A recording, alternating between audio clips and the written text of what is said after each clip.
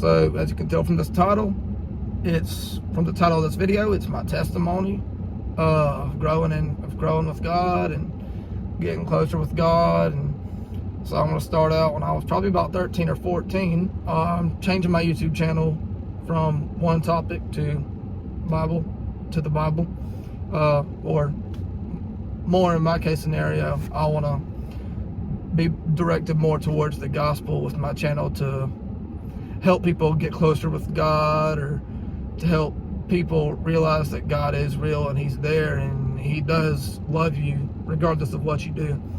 But I'm going to go ahead and get into my testimony. Yeah, so when I was 13 and 14, I was really close with God. I was going to church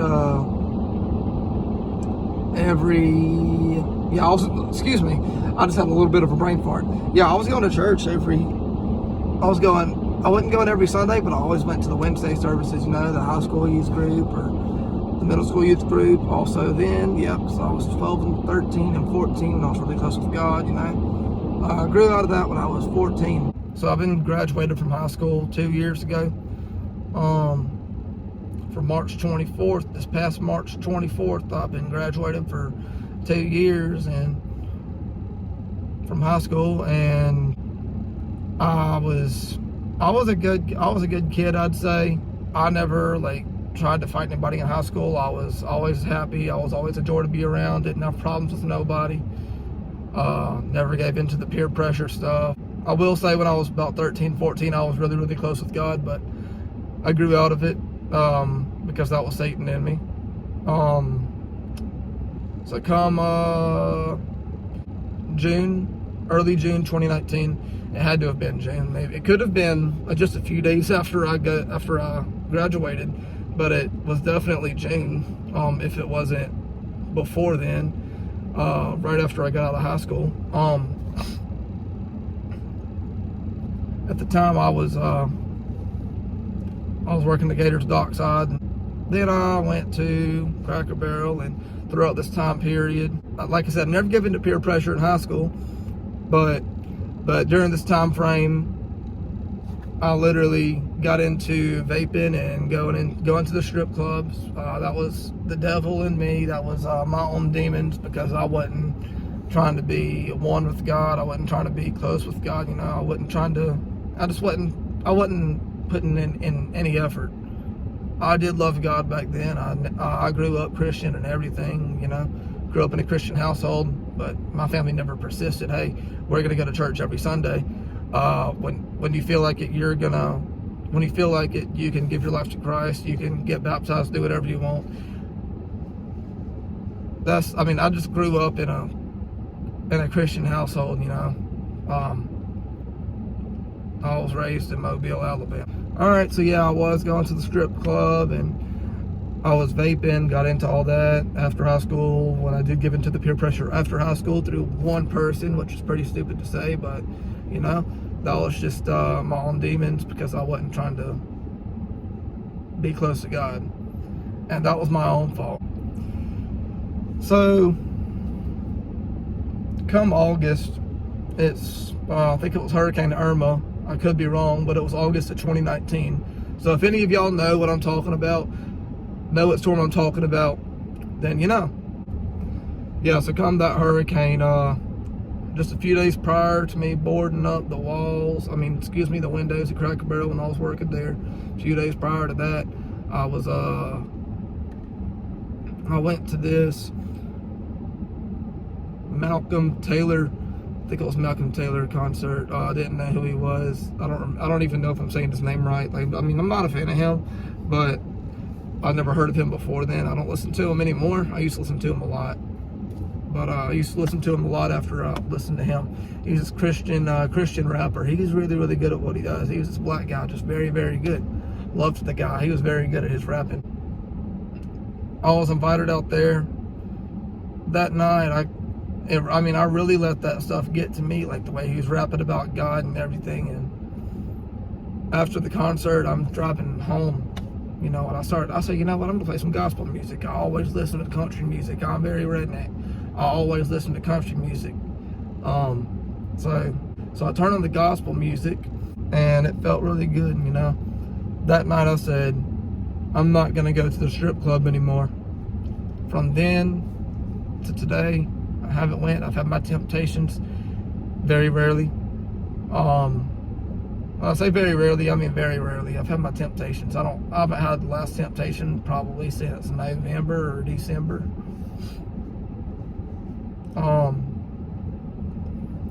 a few days after that, rewinded to when I was talking about the hurricane. So after I got done boarding up at Cracker Barrel, went outside, I took the juice, I took the pod, I think it was a View Salto, and I put it underneath my tire, and I turned my truck on, and I drove on top of it, and I started back and forth. I crushed it. I didn't crush the vape. It's pretty strong.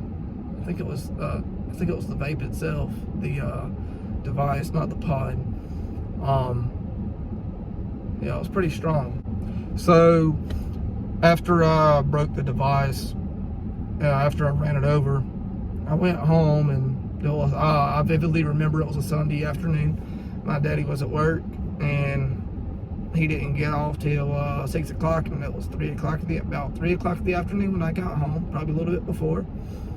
Not too much before, like 2:45 p.m. tops, and my mom was home with my sister, and my mom, she says, all right, I'm fixing to go with your sister to the mall. So I said, okay, I'm gonna be upstairs taking a nap if you need me. She says, all right, well, I mean, we're literally leaving right now, so go upstairs. After I get to my room, I hear the door shut, I hear the car door slam. Go to sleep, and about halfway through my sleep, I want to say it was about 4 o'clock or so, and I wake up. It was 5 seconds tops. It all happened very quickly. It felt like it took longer than it did. Maybe I was awake for about 10 seconds. Maybe it was a little bit longer than I thought. But I knew I was definitely awake. Me thinking, this is my parents. Well, let's say this. When I wake up, I don't open my eyes, even though I tried to a little bit. I tried to, but I didn't put in too much effort to open my eyes. So I didn't know who it was around me. But I'm 100% sure, we'll put my hand on the Bible. You tell me to put my hand on the Bible and say this, I will put my hand on the Bible. For God is my witness. Man, if I'm lying, God, strike me down, kill me, send me to hell. Yeah, so I woke up and I couldn't see around me because I didn't open my eyes. So to my right next to my bedside, there's this, think of the deepest voice you have ever heard, and multiply it by 10,000, probably. You can't describe that. It's very, very hard to describe. And he's speaking some other language. And then I'm hearing another voice about 7-8 feet from my bedside to my left corner of my room, next to my literally right in front of my doorway. Whether my door was open or closed is beyond me, but it was in front of my doorway. And it was same thing like I said about the demon voice. I believe it was Satan himself. Deep down I do. My pastor said the same thing. And he said, well, what does your gut tell you? And I said, I really do think it was Satan next to my bedside. And next to my doorway, like I'm saying, like I said about Satan's voice, the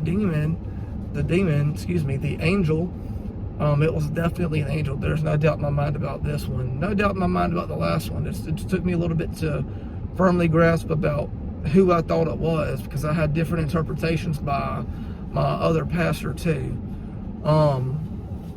But I come to terms that was definitely Satan next to me. And in my doorway, I hear another voice. It's very, very light. It's very soft. Think of the softest voice you've ever heard, multiply it by 10,000, because you can't describe that. It's very hard to describe. They say something, takes about a second, chuckle for a second, says another thing, takes about 2 seconds. I very vividly remember this event. There's no doubt in my mind that I was sleeping. I know I was awake. Yeah, there's no doubt in my mind. Excuse me. There's no doubt in my mind that I wasn't awake, because I knew I was awake. And right after that, angel voice in the doorway. Next to me again, I hear Satan. And me being very, very sleepy, I'm thinking, hey, Mom, Dad, leave me alone. Get out of my room. I'm trying to sleep. So me thinking it's Satan, me thinking it's Satan, me thinking it's my parents, me not saying anything. I'm like, like I make a little grunting sound, and then on my chest, it was definitely a hand. There's no doubt in my mind. No doubt in my mind. For God is my witness again. If I am lying, may God strike me down. May God send me to hell and I burn in hell forever. I am not lying. You can ask God yourself when you die. Felt the hand on my chest. I felt a push on my chest. I can't even push my own chest in because that doesn't make any sense. My chest was literally pushed in about 2 to 4 inches. As you can imagine, you'd think that that would really hurt. And the beings that are in my room are immortal. So the push in on my chest, I vividly remember feeling that. I didn't feel any pain at all. All I felt was pressure, and I didn't feel any bones cracking or anything. I just felt the pressure. I can't do it at all. It's weird. Try doing this to yourself. You can't do that. It might look weird on camera, but still, I mean, it doesn't make sense, man. I mean, this is why it was it's God's gift. So the hand, Satan's hand, slowly pushed in on my chest and slowly brought his hand off. I went back to sleep. It made me go back to sleep. Maybe I wasn't supposed to be hearing what I was hearing. Maybe that was, but what I definitely think it was that it was Satan letting go of his grip on me. And maybe it was both. Satan letting go of his grip on me, and I wasn't supposed to hear it. Maybe it was both. But I definitely know that it was Satan letting go of his grip on me. There's no doubt in my mind. And I'll wake up probably about an hour later. If I remember right, it was between 5 o'clock and 5:30. So called my mom, and she said, I'm at the mall right now. She's saying, I'm at the mall, you know? So I was like, hey Mom, did you leave the house? Or, I mean, did you come back or anything? No, why? No reason. Where are you at right now? I'm at the mall. We haven't been back at all. Everything okay? Yeah, I'm fine. And she says, okay. So I say, love you. I'll talk to you later. See you when you get home. So then I call my dad. And I say, hey Dad, did you ever leave work? Did you come back at all? He said, no. He said, no. I'm not getting off till 6 o'clock. So I said, okay. He said, everything okay? I said, yeah, everything's fine. I said, all right. I'll see you when you get home. Love you. Bye. So I get off the phone. And so I start calling around, and I'm trying to figure out what this is. At the time, I wasn't too sure. I didn't know how to rationalize this. I wasn't really thinking about it too much because, like I said, I wasn't close to God. So I called around, did my calling around. Like I told you, it was Satan and an angel. There's no doubt in my mind. I am firmly believing that. The reason why I'm posting this video is because I would rather stand by God, and I would rather stand by God and be judged by the world than to stand by the world and be judged by God. Because I'm not going to go to hell because I'm not going to be the right Christian that I need to be. I'm not going to be a lukewarm Christian that says, oh yeah, I can sin, it's alright. It's alright, I know I'm sinning. I'm going to keep sinning. I'm saved, I give my life to Christ, I'm going to go to heaven. Because that's not how it works, and I will explain that in a different video to you from what the Bible says. Especially 1 John. Read 1 John if you want to know if you're going to heaven or not. But you definitely do have to give your life to Christ. That's the first step. So fast forward to December to this past December, throughout the period of that story to this time, to December actually it was December 18th, because it was my cousin's birthday when I was sleeping before I woke up. So that's why I vividly remember that. Yeah, so I had this dream. It's not like, I wouldn't say God is showing me how it's gonna happen, how the rapture is gonna happen when it happens, but this is what I experienced, and I'm gonna tell you what I experienced. And when I woke up,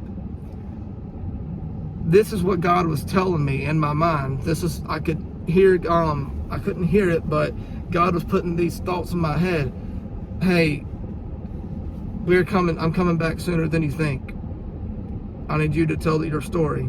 I need you to tell your testimony. I've been trying to figure out when I'm gonna do it, because I want to do it at my church too, and my pastor's gonna help me out with that. Oh yeah, before I go back to my story, I have not went to church since probably 2014, 2015. So think about that. No, 2015, and it's 2021. So, but I started going to church again constantly since January of this year. So, and it's a blessing that I'm able to do that. So come December, I have this dream. And in this dream, my dad's next to me. We're in this building. I don't know where I'm at. I just know I'm in a building. We're watching some football game. I assume it was a Super Bowl. It doesn't matter. I'm watching some kind of football game. On the TV, I see this cloud just going over the stadium slowly. And there's these things, four-legged things. I think they were four-legged. I don't remember. I just know these things were shooting out of the cloud. They were going down. They're grabbing people, coming back up. But I know what they represented, angels, in reality, obviously, because Revelation talks about that. And the... Oh man, I'm having such a brain fart. But y'all know what verse I'm talking about. In the moment, in the twinkling of an eye.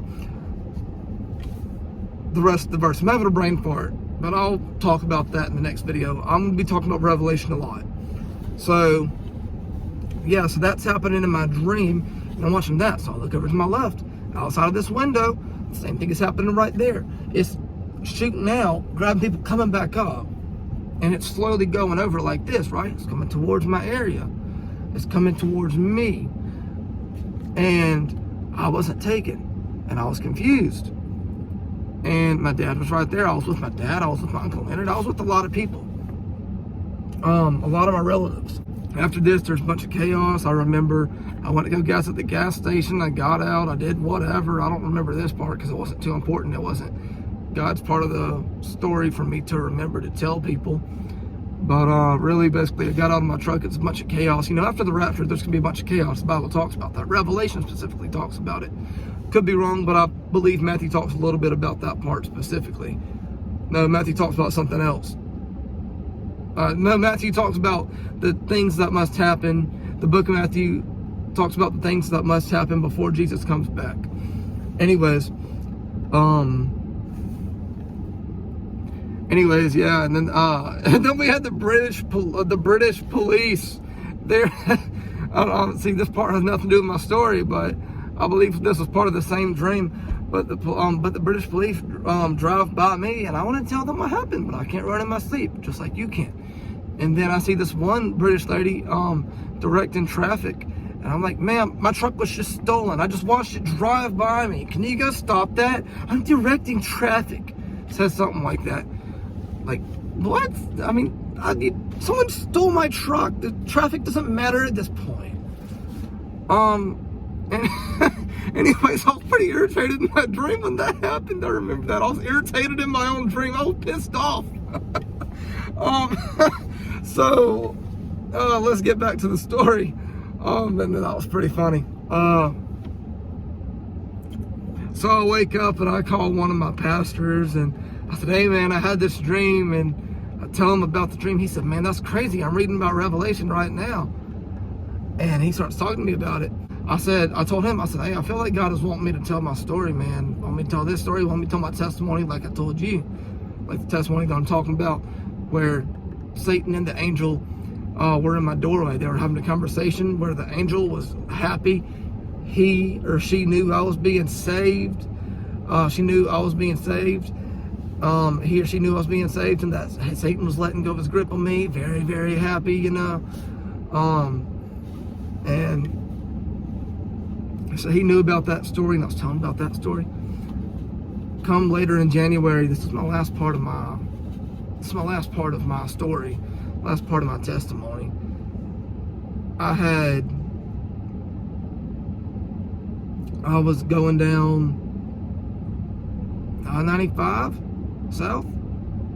I was having to get off one of the exits to get to my house. Speed limit's 45. I was very, very tired. I just got done bowling with a friend. I was gonna go back home. I was gonna go to sleep because I was tired, man. I was so tired, man. I was dozing off, man. I was keeping myself awake. And I don't know why I was so sleepy. I had no reason to be sleepy, so I didn't understand it. I still don't understand why I was so sleepy. Anyways, getting off the exit. 65 miles an hour, shouldn't be doing that because there's a curve. And the curve, you're not doing it right. It's like going like this. And I fall asleep. I'm asleep for about 5 seconds, I would assume. Because you know, when you start hitting stuff, you're gonna wake up. There's cones on the side of the road. It's 9 o'clock at night. I shouldn't be as sleepy. It's 9 o'clock at night. There's cones on the side of the road. Thank God there was no construction workers at night working out there, because I definitely would have hit somebody. I am so thankful that I'm not in prison right now. So I wake up and I'm yanking my truck. I yank my truck. Oh wait, no. I yank it over to the right, and then because I'm hitting cones with the side of my car. The corner of my right headlight, that area, I'm hitting it with that area, and I still have to get that fixed. So I yank it over to the left as hard as I could, and that was not the way I should have done it. I didn't put my foot on the brakes. I was still going 65 miles an hour. No, it's as your foot lets off the gas. No, you're gonna go coasting down. At this point, I'm probably going about 60 miles an hour. There's no way I was going any beneath that. It doesn't decrease that fast without your foot on the brake. So, as far as I know, I mean, that's just from my experience, what I've seen, what happens to my truck. So I yanked my truck to the left. I shouldn't have done that the way I did. I was by myself. The roads were dead, man. The roads were dead, and I'm glad the roads were dead because I didn't want anyone to be involved in this crash. And then I yank it over to the right. Yeah. So I yanked it over to the left to begin with, because I was on the right, my right side of the vehicle was off the road. So I yank it off to the left. Way I shouldn't have. Like I said, my foot is not on the brake. I'm not doing that, and that's gonna make me flip my truck if I didn't have my foot on the brake. And I was very surprised. Didn't make any sense to me. Yank my truck over to the right. The truck doesn't flip.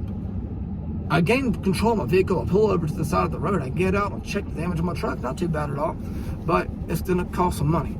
And I was trying to be quick, but I made sure there was nobody on the side of the road injured. I was trying to be quick because there's someone coming up from behind me, and I didn't want to hold up traffic, and I just get anxiety stuff, autism, and I don't like making people wait behind me, or I get very antsy, and I don't want people to be on their phone, and and then they finally look up and they crash in because they're not paying attention, you know? So I was trying to hurry up to get off this exit because I'm in the middle of the turning exit. This is while they were doing construction on it to change it, because I guess there's crashes happening.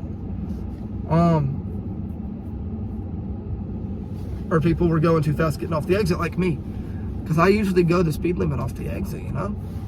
But I was asleep, so there's nothing I can do. I was dozing off. My brain isn't working how it needs to be working for me to be able to fix that problem. That night, that wasn't me controlling my vehicle. Gravity was defied. It was not me. This was not me. It was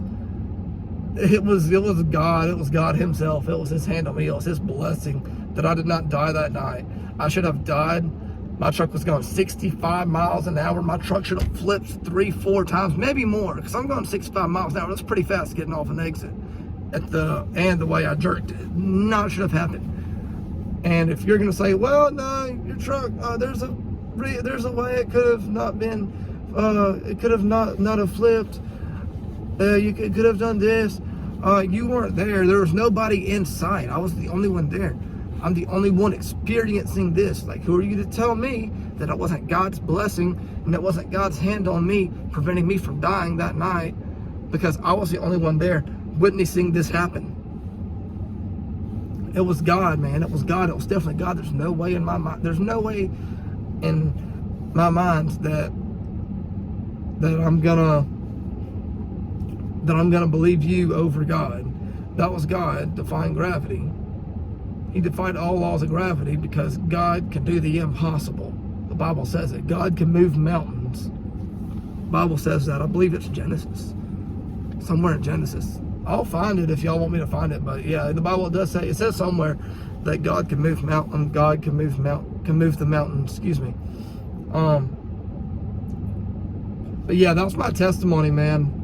So I feel pretty good that I'm letting this out right now. I feel pretty good. I've never been closer with God. But when I really get into the Bible or get to reading the Bible, or I really get to praying, or just like I do, or I really get into that Pure Flix. David A.R. Wright runs it. A.R. White runs it. There's different subscriptions you can have. A bunch of Christian movies. It's really, really cool.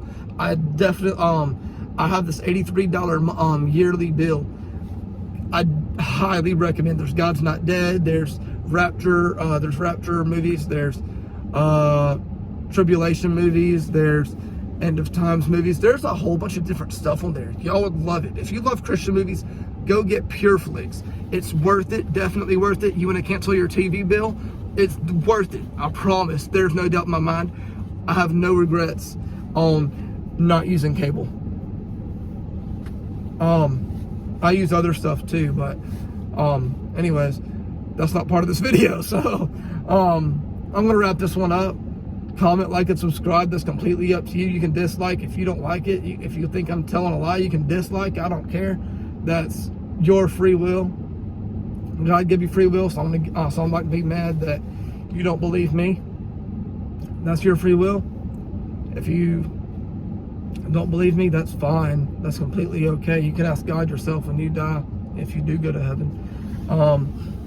Because I'm not the one to decide whether you're going to heaven or whether you're going to hell. That's God's decision, and really yours too, because Jesus gives you free will, but he also died for you. And think about the blood. Think about the way that he died on the cross, man. Think about the way that he died on the cross.